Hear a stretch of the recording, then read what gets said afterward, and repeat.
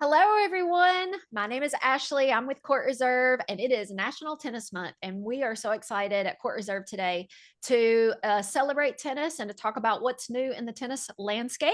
And I'm joined with Gary from the Tennis Congress and Berhe from Blakeney Tennis in Charlotte. Thank you so much for joining us today. Thank you. Thank you. Excited to be here. Awesome. So, Gary, tell us a little bit about who you are and your background in tennis and what you're up to these days. Yeah, Gary Innes. I was born and raised in Johannesburg, South Africa. Came over to the States, played some college tennis, got a scholarship, and always loved coaching. Right now, I'm the director of tennis at Portage Country Club in Akron, Ohio. Me and my family live out here, and we have a great time with it. And I'm also the director of the Tennis Congress and the Neck Gains Foundation. Both are very, very important to me and very special parts of my life. Portage Country Club. This is my 7th summer with the club, and it's really a very cool community of members. And Tennis Congress is equally as important to me, and also a very, very tight community that I'm very lucky to be a part of. Both programs, we really customize any development programs that we put together, and yeah, I'm happy to be a part of this webinar and happy to be out here with you guys and tell more about what we're doing. Awesome. Berhe, tell us what's going on with you and how your background came to be where you are today. Perfect. Well, first of all, thanks for inviting me to this webinar, Ashley, and Court Reserve. And I'm one of your clients, so we are using Court Reserve, of course, and we are happy with it. So and again, my background is tennis. My life is tennis. I own a tennis club here in Charlotte, North Carolina, and we've been in business for 21 years.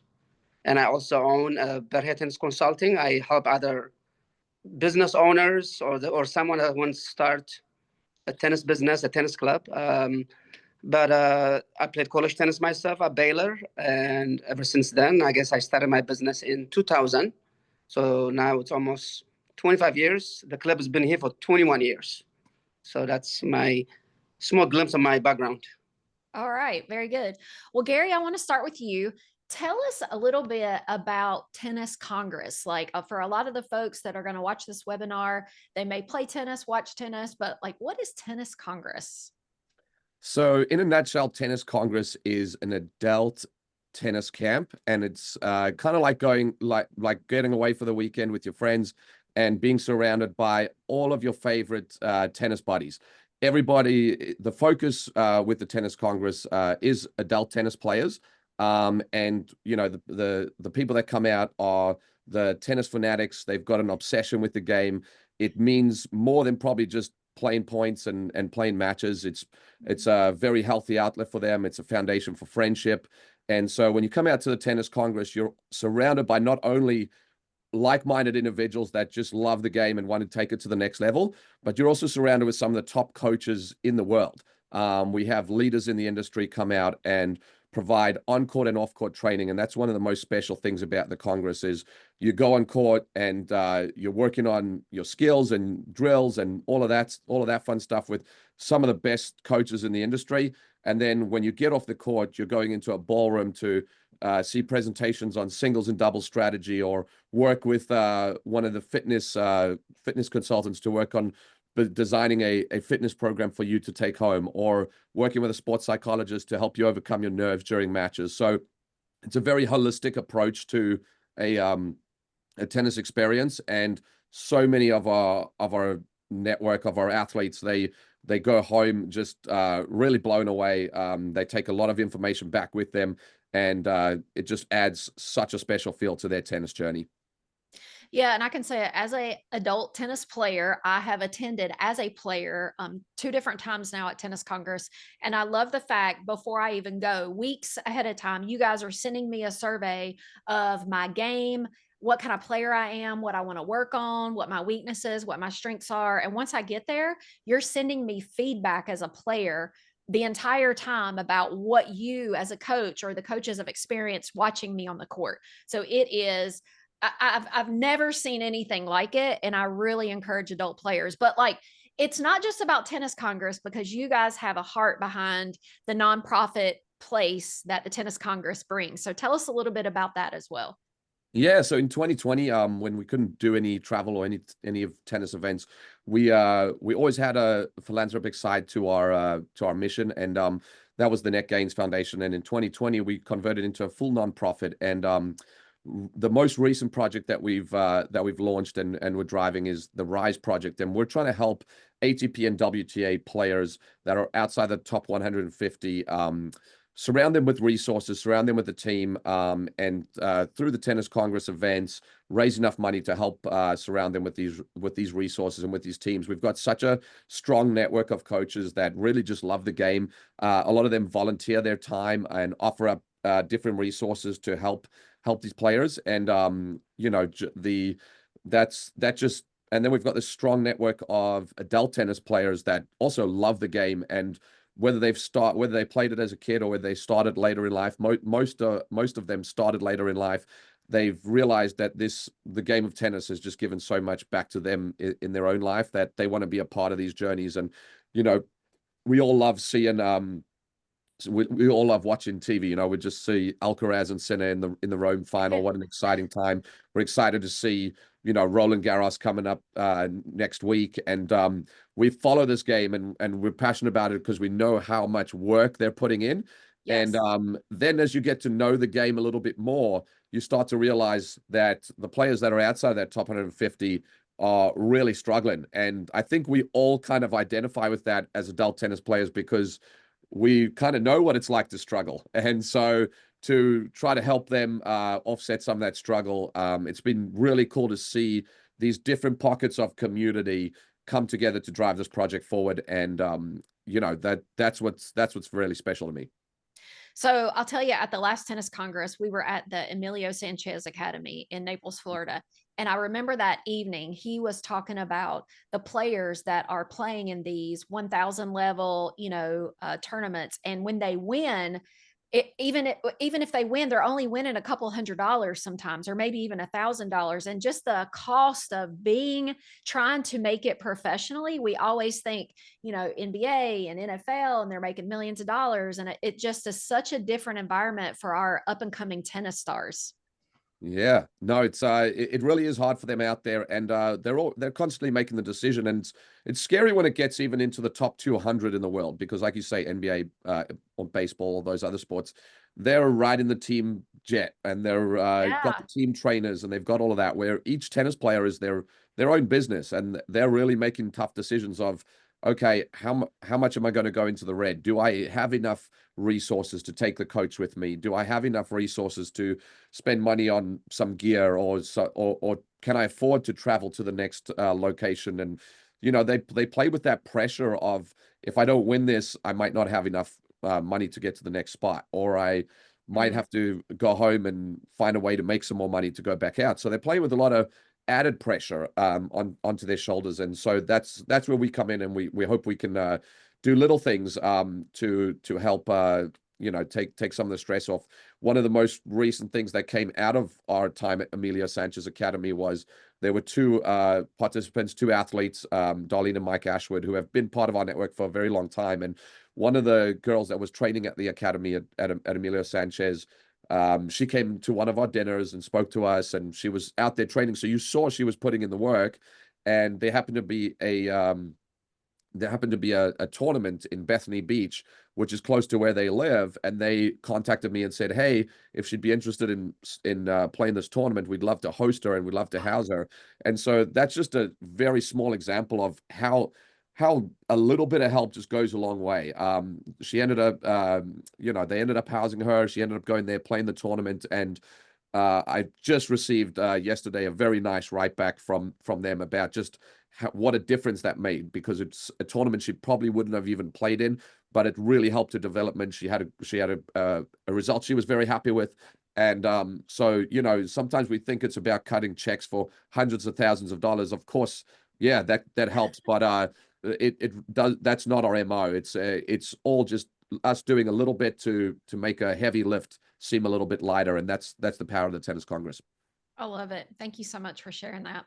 Well, I want to kind of move towards Berhe and what you guys have done in the last 20 some years at Blakeney Club. Tell us a little bit about what tennis has evolved from and where you see it today from a club owner's perspective. Perfect.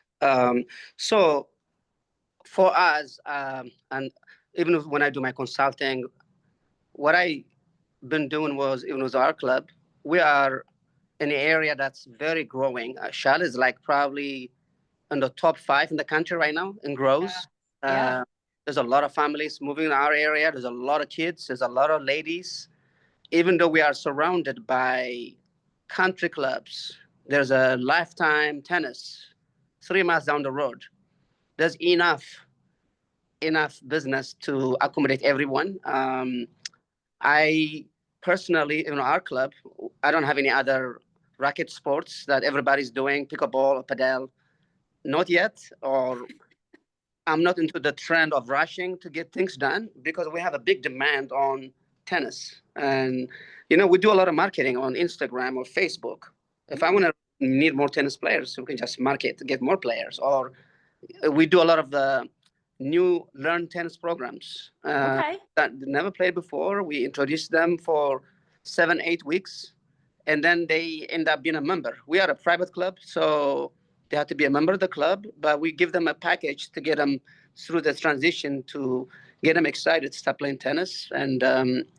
And that's the main reason, next year we're going to add 4 tennis courts. At first, we thought about doing pickleball, but every neighborhood has pickleball, or padel is like, I feel like padel in our area is years behind probably. And Right.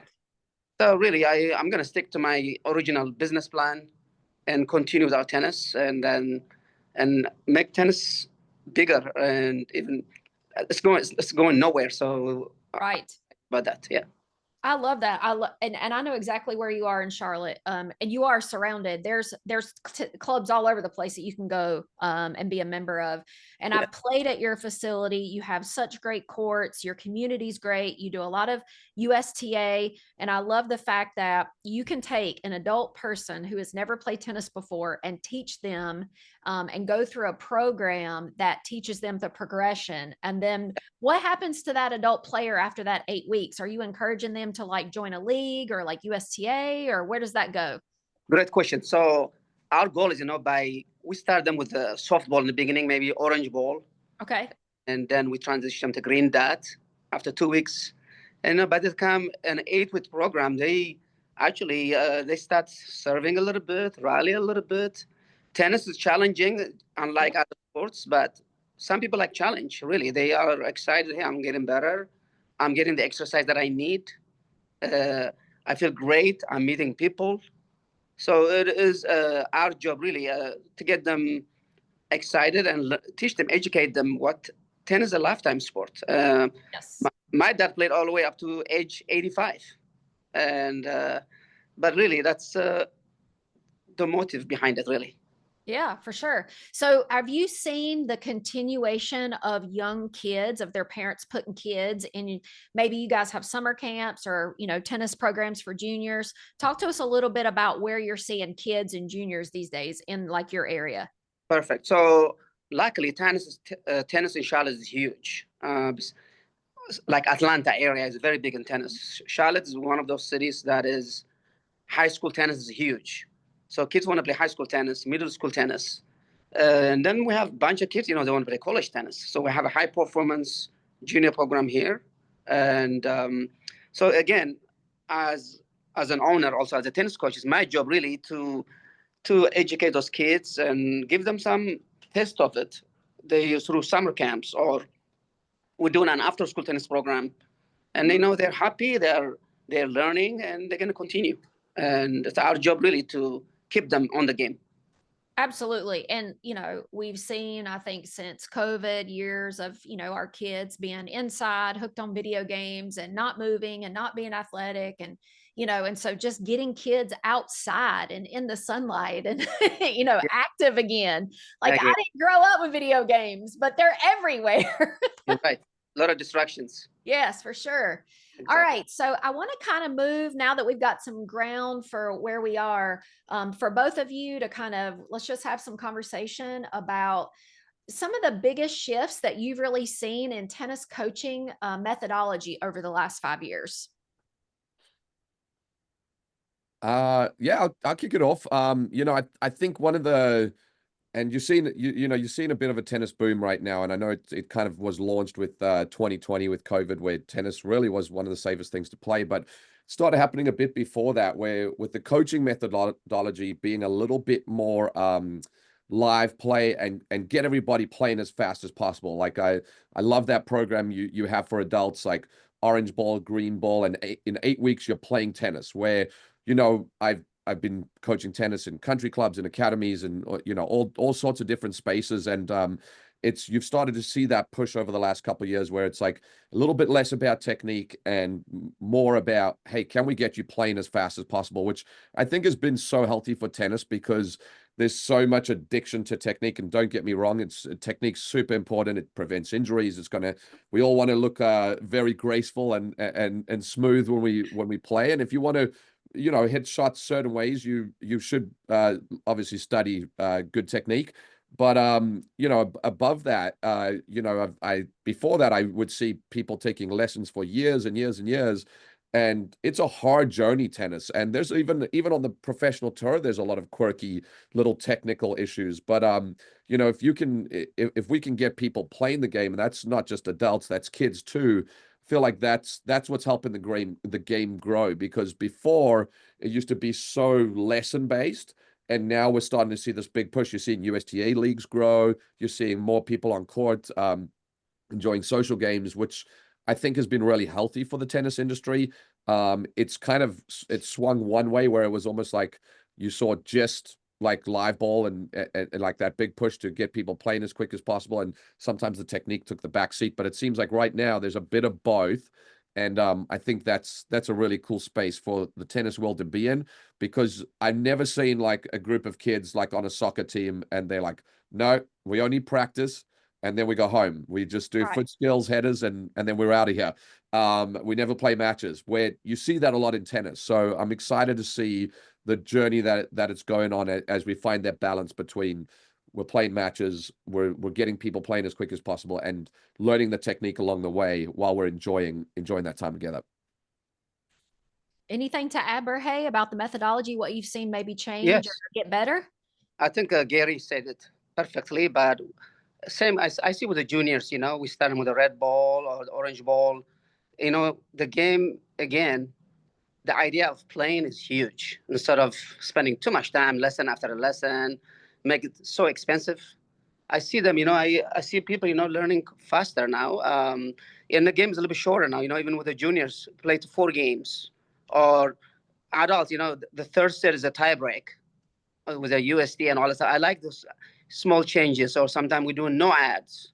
But it's just, again, it's my job again as a coach to educate the client, to make sure they're having a good time. Are they exercising? I like the aspect of exercising in tennis. It's a low impact in your body. We do a lot of walking. We're doing sprinting. But really, it's change. And again, there's so many distractions. Other stuff that we can get distracted nowadays. But as a tennis pro, again, it's my job to do my part to educate the clientele that we have. So that kind of leads me to my next question. We've kind of heard in the industry that we need more young tennis coaches, because when you look at some of these organizations that are like certification bodies, we have a lot of older pros that have been on the court 40 or 50 years. How do you think we're going to fill the shoes of bringing new coaches into the game of tennis in the next couple of years? Do you mind if I go, Gary? Yeah, please do. That's a tough one. You can have first. So again, I think to give an example, we have 10 coaches here at the club. A lot of them, I feel like they're young. I'm 53. I feel like I'm the oldest, to tell the truth. But there's a lot of, we have 24, 27. I think it all comes to the incentives to have a better life. Are they making enough money to make a living Are they having a good time? Are they taking a day off? Are they balancing their life? Unfortunately, I'm not a PTA. I think they changed the name now. I'm with PTR. They're going through changes right now. I think the industry, the certifications that are happening, they can do better, and that could be improved, whether it's joining with USDA or other bodies, to attract this young people that you mentioned. But I think if they, for example, I give an example. There's a college graduate we just hired. She's moving from Boston. She's graduating with accounting, but her passion is tennis. She wants to go to Yes. tennis. She's from India, which is in that culture, they probably want to go more into other stuff than tennis. It's very unusual for her to get this passion. And she told her parents, listen, I want to give tennis a shot. So, and she's like, hey, we gave her a good package for her to move here. And I think it's all about how am I going to make a living, and am I going to enjoy my being Right. outside and the stuff. I think it's all going to come to that. That's great. What about you, Gary? No, I think when you talk about trying to attract the younger crowd, I think and just fill that pipeline. I feel like I've got a master tennis certification through the PTR. I've got a master certification through the RSPTA now. That's what it's called. Used to be USPTA.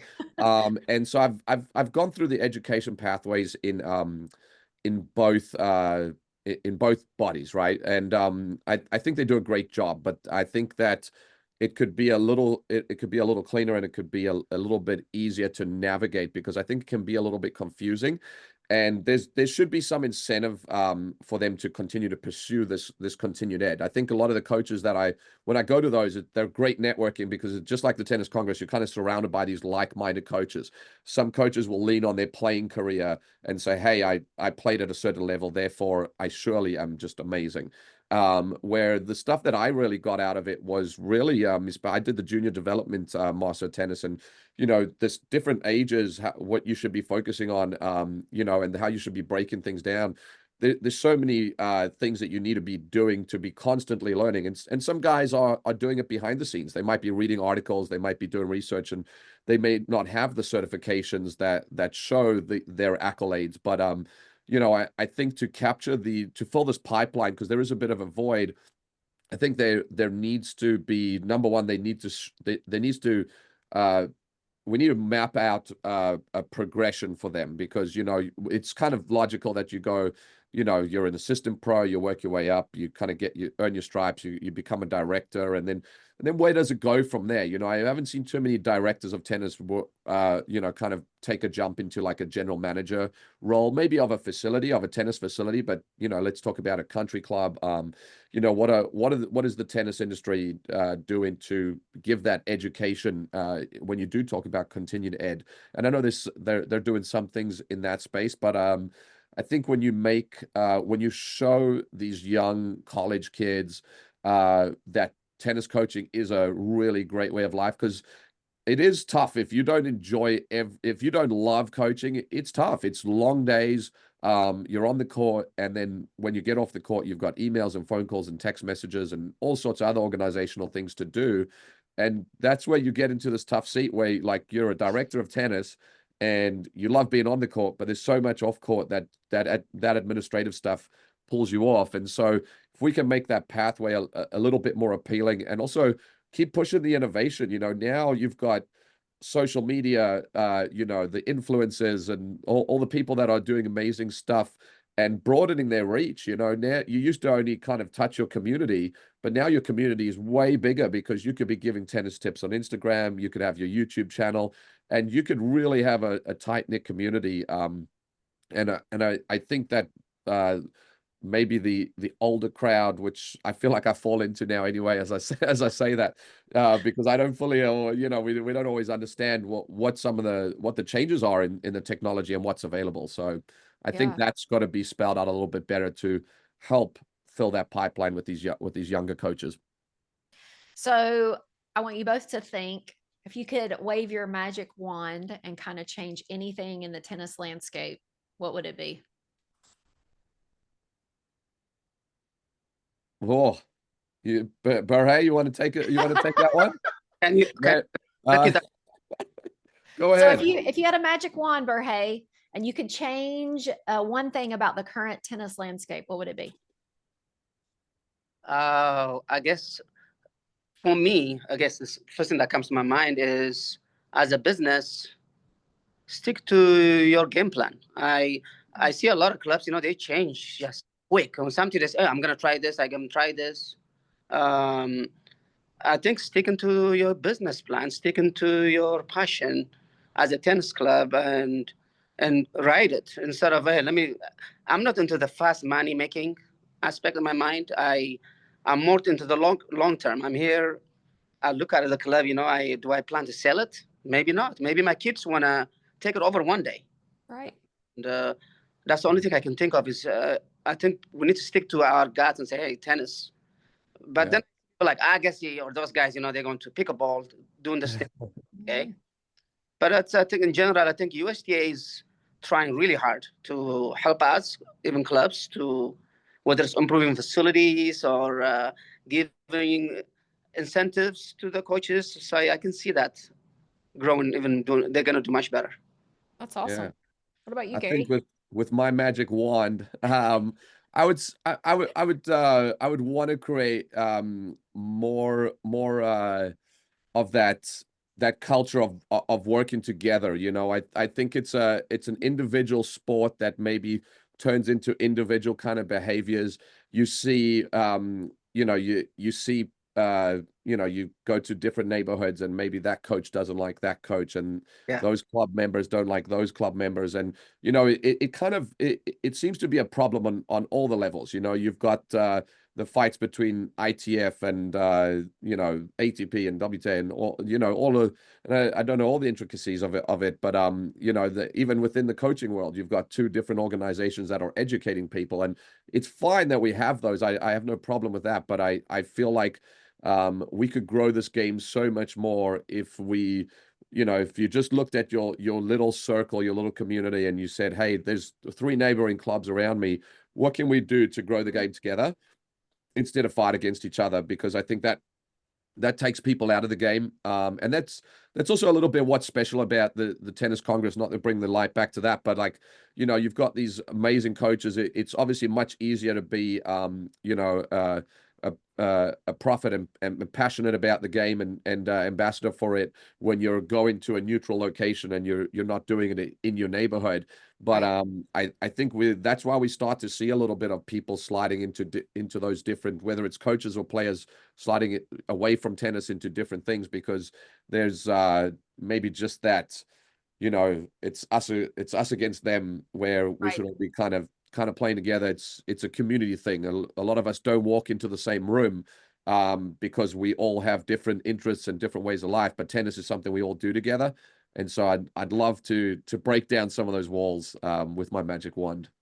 I love that, because my next question was going to be really, and Berhe, you probably from a consulting aspect, how do you work with the other clubs in the area, not as competition, right? How do you set up businesses to, foster the tennis community together, grow together, ideas together? I mean, I know that some of the big certification bodies like RSPA and PTR, once a year they'll get together, or their divisional conferences, but how do clubs and facilities learn best practices, and how can we spark that so that we can move clubs and facilities forward and not just be so, together or alone?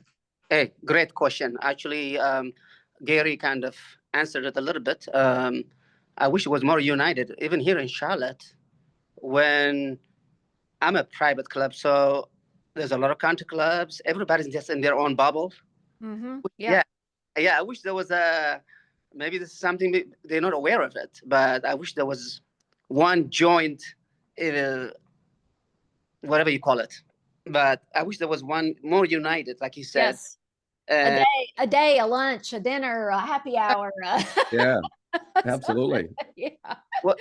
When I bring that up, they look at it more like, I think some people look at it as a competition, or it's more close-minded than anything else.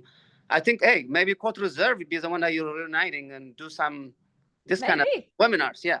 Yeah, for sure. You know, I've seen that in the pickleball space. There are these organizations like mastermind networking events where people come together and then once a month they get on Zoom calls and they're sharing best practices and ideas. And I really think that there is room for that in the tennis space. Maybe I'll talk to Tim and see if I can get him to add something to his Yeah. list of things. You know, There you go. USTA is offering, we are one of the top 50 premier facilities in the country. Yes, that's right. Yeah, so they do that. You know, they doing it with us. They trying it right now with 50 of those clubs. We do monthly Zoom meetings. They bring us to Orlando. Yep. Actually, we're going back in November again. So USDA is doing this as a pilot program to try it out, but they do have a program that's going to come out to all to make this more universal I nationwide. love it. Yeah, but I wish there was in the local level again. I wish there was even. There's so many coaches in Charlotte, but everybody's in their own. I wish Yes. an organization just for the locals. Hey, how do we make our industry better? Right. Yeah. Yes. And I do think that, you know, they're so busy. And I see and I hear that from a lot of the instructors and coaches that we work with at CourtReserve. We're like, why wouldn't you come to our user conference, or why don't you go to the, you know, world conference or this? And they can't take the time off the court. They can't get away from their city. It's an expense. Their club's not paying for the expense of them going to something like that. So maybe something in a networking Zoom kind of way could be beneficial. I agree. Around the country. So, all right. So my last question, what do you want folks to know about the future of tennis, especially when it comes to maybe, you know, the club aspect or maybe the player aspect, and what's our hope for tennis in the future as we wrap up today? Gary, go ahead. You're burning questions, Ash. Look, I think tennis is in a good space. You know, whether you look into the professional world and see like changing of the guard with new faces like Alcaraz and Sinner, just like pushing the game, and they're super fun to watch, right? So you're seeing that, and it all just kind of trickles down. You know, now I'm looking at kids that we work with, and they want to play, you know, slide on the clay and hit a little drop shot like Alcaraz, and you know, cover the different angles, and then you start to see it in adult play too. Hey, well, I want to learn a drop shot or something like that. And so I'm excited about the way tennis is moving forward. I feel like there's a new wave of players that are enjoying all the variety that tennis offers. You know, it's not.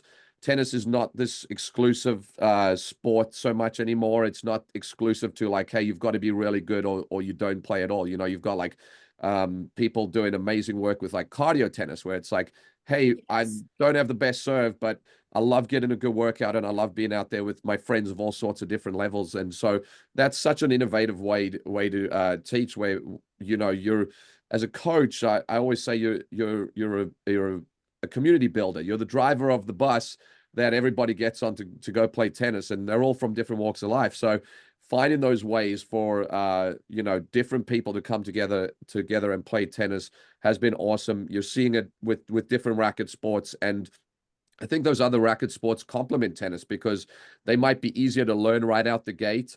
Whether you talk padel, pickleball, and you know, you start to see people come to tennis because of that. Yeah, you're seeing some people walk away from tennis and go to those different sports, but I think the future of tennis is great, and I think the future of racket sports is great.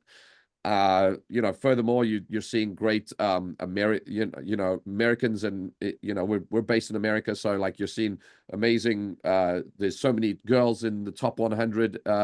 There's so many guys in the top 100 and making great moves, and so I think that as you see the game evolve, you're seeing it's a little bit of a louder crowd and not such a quiet crowd, and I think that's exactly what tennis needs, right? They needed that shake up. And so I'm excited for how that affects club world, tennis world in general. So That's awesome. Okay, great. So I guess on my end, I feel even much optimistic. This game is for life. Again, you can see it at the college level. You know, now most schools actually they're changing. The NCAA is changing the way they give scholarships. They're gonna start paying the players. I think they're gonna have 10 players per team at Division I, and I think everybody might get scholarships, things like that. Wow. So it's making all these juniors even more excited. And again, the professional level, look at it. The Nadals, the Federers, when they're out, now there's a new generation coming behind them, and that's going to continue, whether it's WTA, ATP, or even at the college level. You know, Wake Forest just won the NCAA, and so really, I think again, I feel optimistic that we're gonna. There's a data, by the way, that USDA put out that tennis grew. I don't know, 15% last year. But Wow. there's data out there. The number is climbing every year. That new players joining, or those who used to play high school 25 years ago, now they want to play tennis. Right. As a club, our biggest membership growth has been the empty nesters. When the kids are out of the house, they go to college. All of a sudden, mom and dad, they get bored. Hey, let's start playing tennis. Wow, that's amazing. That's awesome. I see that for real. We sell a lot of couples membership now because they want to just get out, and we do Friday night socials. It's based on mixed doubles. Oh, Gary, let's go. We'll go into Sign me Charlotte. up. Sign me up. Yeah, so if I can see that, I think everybody can see that. Or and again, like I said earlier, we need just to stay in our own lane of tennis and say, hey, let's grow it. So. Right. Yeah. Well, I want to thank you guys for joining us today. We're going to put this up on the Court Reserve YouTube channel with the links to reach out to both of you guys, and just appreciate your time and pushing our favorite sport forward. So thank you guys. Thanks for having us, Ash. So See ya. fun. Okay. Bye. Thank you.